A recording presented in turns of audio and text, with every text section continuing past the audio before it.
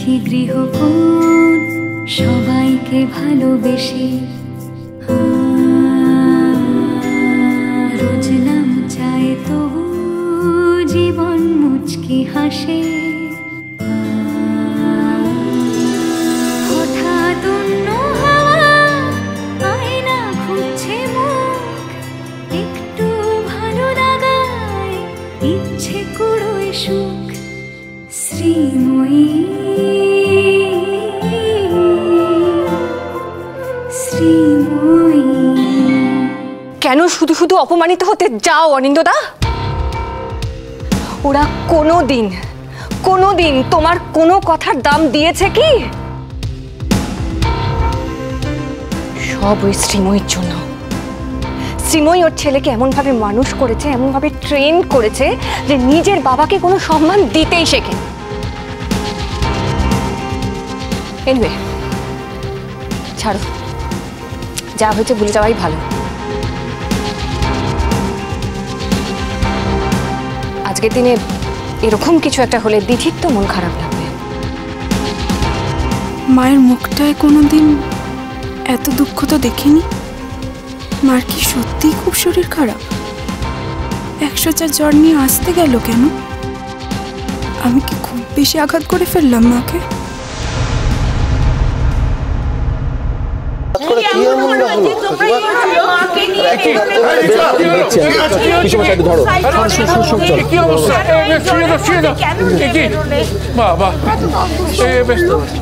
এখানে রাখো। এই সাবধান সাবধান। দেখো দেখো। মামি, মামি, কি হয়েছে আমার বৌদি? সবাই মিলে ধরে নিয়েছে, এই তো জ্বরে গা পুড়ে যাচ্ছে। মামি, ও বৌদি, বৌদি চোখ খোলো বৌদি। আমি শুনছি আমার বৌদি কি হলো? কি রে টিঙ্কা, বৌদির এই অবস্থা হলো কেন?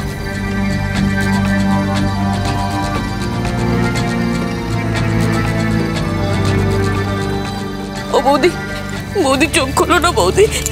মামি, ও মামি, কি হয়েছে মামির? আমি কিছু বুঝতে পারছি না। না না, আমি কিছুতেই বুঝতে পারছি না টিঙ্কা। এই অবস্থা তো হওয়ার কথা না। যেখানে তুই বৌদিকে নিয়ে গেলি সেখানে তো কেন নিয়ে গেলি আমি তো সেটাই বুঝতে পারছি না। কি দরকার ছিল? এই ডিঙ্কা কোথায় গিয়েছিল মা? আরে আমি তো উপরে ছাদ থেকে দেখি নিচে গাড়ি এসে দাঁড়ালো, তারপরে ডিঙ্কা ডাকাডাকি করছে, তারপর ছাদ থেকে নেমে এলাম। নেমে আসার পর দেখি পাড়ার সব ছেলেরা শ্রীময়ীকে ধরে ধরে আস্তে আস্তে নিয়ে বাড়ি এলো। তারপর দেখি কি হলো।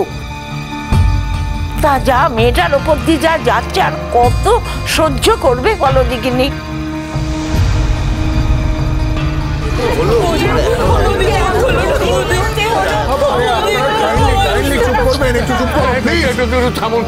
আমি তো খুব চিন্তায় পড়ে গেলাম। এই ডিঙ্কা, মার কি হলো? আমি তো খুব চিন্তায় পড়ে গেছি। মায়ের হাই ফিভার, আমার মনে হয় সকালের থেকে টেম্পারেচারটা অনেক বেড়েছে। আমি জলপট্টির ব্যবস্থা করছি। আছে মৌ, ফ্রিজে দেখ না। ও মা গো, বৌদির কাজে জ্বরে একবারে পুড়ে যাচ্ছে রিঙ্কা বাবু। মা, মায়ের না দিতে তাড়াতাড়ি। পিসমশাই, কি করবো আমি বুঝতে পারছি না। মা তো প্রায় অচৈতন্য হয়ে পড়েছে। এটা কি ডক্টরকে ফোন করবো? বৌদি, কোনো লাভ হবে না রে ডিঙ্কা। সেই ডাক্তার আসবে, চেক আপ করবে জ্বর দেখে। এত রকমের জ্বর এখন, একটা জ্বরের ওষুধ দিয়ে দেবে, তারপরে কিছু ব্লাড টেস্ট বলবে। তাতে কোনো লাভ নেই। তার চেয়ে ভালো বাবা বৌদিকে নিয়ে আমরা হাসপাতাল যাই। আর এখানে থাকলে তো নিজের উপরে অত্যাচার করবেই বৌদি, সে তো জানা কথা। এই ডিঙ্কা বল না কোথায় গিয়েছিলি? কানাঘুষো তো শুনছিলাম আমার জায়ের মেয়ের সাথে পরে দিঠি নাকি এবার খুব ভালো রেজাল্ট করেছে। সেই জন্য তো দিঠির বাবা আর ওর মহিলা আজকে একটা পার্টি রেখেছিল। আমার জায়ের মেয়েরও নেমন্তন্ন ছিল, সেখানেই গিয়েছিল ও। চিন্তা করো তো। তাই ভাবছিলাম যে মেয়েটা মানুষ করলো, বড় করলো, আজকে তার কোনো দামই রইল না। সমস্ত দাম ওই মেয়েটার, দুদিনের আসা মেয়েটার। আচ্ছা ডিঙ্কা, শ্রীময়ী কি সেখানেই গিয়েছিল নাকি রে? মাসিমাকেও তো বাড়িতে দেখতে পাচ্ছি না, উনি কি ওখানেই গেছেন? এখন কিছু মনে করবেন না, আমি আপনাদের কাছে রিকোয়েস্ট করছি। বৌদির শরীরের যা অবস্থা, তাতে এখন আমরা অন্য কোনো আলোচনায় না গেলেই ভালো হয়, প্লিজ। না পিসমশাই, যেটা সত্যি ওনাদের জানা উচিত। আপনারা আমাদের প্রতিবেশী, সুখে দুঃখে বিপদে আপদে সবসময় আপনারা পাশে থেকেছেন, আশা করি ভবিষ্যতেও থাকবেন। হ্যাঁ, ওই বাড়িতে একটা পার্টি ছিল দিঠির ভালো রেজাল্ট করার উপলক্ষে।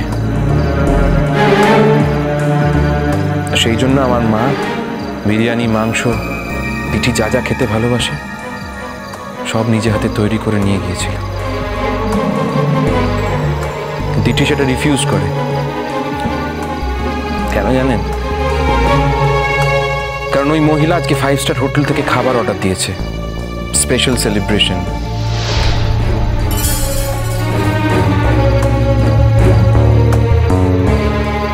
যদি আমি মনে করি পিসমশাই, আমার মায়ের হাতের রান্না কোনো 5 স্টার হোটেলের থেকে কোনো অংশে কম নয়, বরং বেটার। কিন্তু দিঠি খাবারটা নেয়নি, তাও মা গিয়েছে। আমার মনে হয় মা জানেন যে দিঠি রিফিউজ করবে, তবু গিয়েছিল এই ভেবে যাতে ভবিষ্যতে দিঠি কোনোদিন বলতে না পারে যে ওর স্পেশাল মোমেন্টে ওর মা ওর পাশে নেই। ছি ছি ছি ছি, এরকম মেয়েও হয়? কি মেয়ে তৈরি করেছে শ্রীময়ী? আরে বারবার তোমাদের মুখে এইসব কথা শুনলে বৌমা তো খারাপ লাগবে। যদিও এটা তো বৌমারই ব্যর্থতা, মানুষের সবকিছু তার নিজের হাতে থাকে না। মানুষ তো পরিবেশ থেকেও নানা রকম উপাদান পায়। সে এখন যে পরিবেশে আছে সেখান থেকে যা পাচ্ছে তাই গ্রহণ করছে। বৌমাকে তো আমি বহুবার বারণ করেছিলাম, আমার কথা শোনেনি। সে ওখানে ছুটে গেছে। আসলে তো মাদার সেন্টিমেন্ট বলে একটা কথা আছে,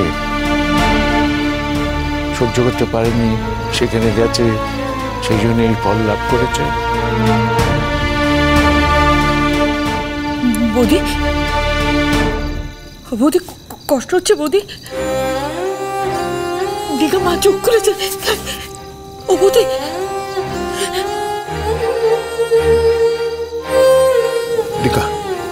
দিঘা আমার মনে হয় সময় নষ্ট না করে বৌদিকে নিয়ে আমরা হসপিটালে এডমিট করে দিই।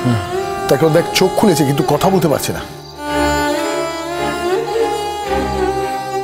বৌদি, বৌদি তোমার কি খুব কষ্ট হচ্ছে?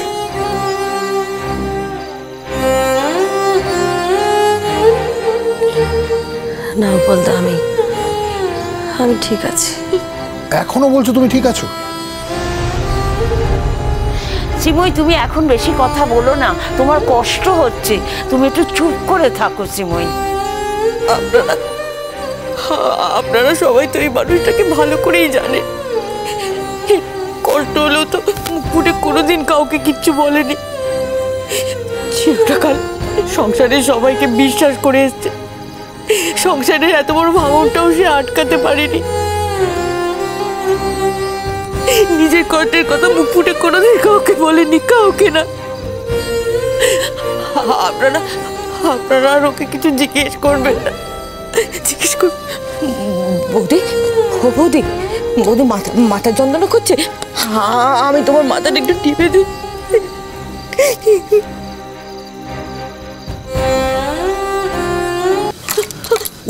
মা তুমি উঠছো কেন? পিসমশাই প্লিজ বারণ করো মাকে। আরে তো মাকে বারণ করলে শুনবে। বৌদি কেন করছো? তোমার সেই অবস্থা নেই। আমি বলছিলাম এই ডাক্তার ডাকলে হয় না বাড়িতে? না না বাবা, হবে না, একটা বড় চেকআপের দরকার আছে। না না, হসপিটাল নিয়ে এখন। বাবা দেখুন, বেসিক্যালি বৌদির কিন্তু অনেক দিন ধরে জ্বরটা হচ্ছে। কেন হচ্ছে এইটা ইনভেস্টিগেট করে দেখতেই হবে। আর এটা বাড়িতে বসে হবে না, ফলে আমাদের এডমিট করতেই হবে। একটা থরো চেকআপের দরকার বৌদি। বলদা আমি হাসপাতালে যেতে চাই না, আমাকে আমার ঘরে শুইয়ে দাও, আমি ঠিক হয়ে যাব। আমার ভাইকে যদি একটা খবর দিতে খুব ভালো হতো। না না, সে হোক, আমি খবরটা দিয়ে দেব, কিন্তু সে তো আর ডাক্তার না। সে এসে কি করবে?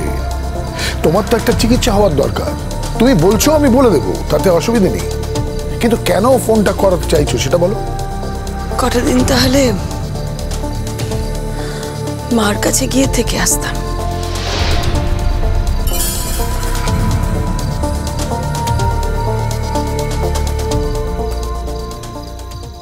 আমার মনে হয় যে মায়ের শুধু জ্বর হয়নি, কিছু একটা কঠিন অসুখ হয়েছে।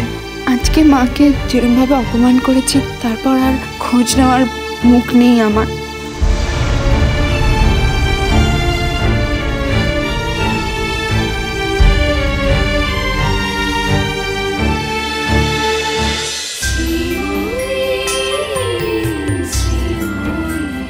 স্টার জলসার প্রিয় শো দেখার জন্য সাবস্ক্রাইব করুন আমাদের ইউটিউব চ্যানেলে এবং আপডেটেড থাকার জন্য প্রেস করুন বেল আইকন। চলো চলো চলো চলো পাল্টাই।